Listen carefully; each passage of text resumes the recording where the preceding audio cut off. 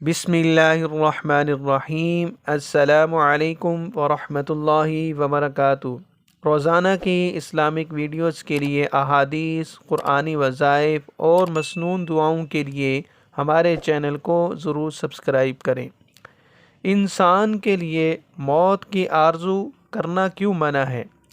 تو ایک احادیث میں رسول کریم صلی اللہ تعالی علیہ وسلم نے ارشاد فرمایا، کوئی شخص تکلیف یا مصیبتوں سے گھبرا کر موت کی تمنا نہ کرے، اس لیے کہ اگر نیک ہوگا تو اس کی نیکیوں میں اضافہ ہوتا رہے گا، اور اگر برا ہوگا تو ممکن ہے کہ اسے توبہ کی توفیق مل جائے۔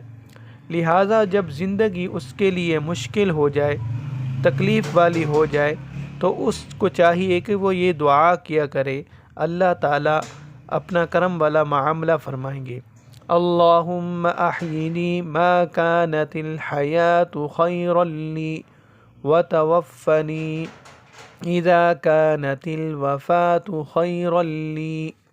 اے اللہ، جب تک میرے لیے زندگی بہتر ہے مجھے زندہ رکھ، اور جب میرے لیے موت بہتر ہو تو موت عطا فرما دے۔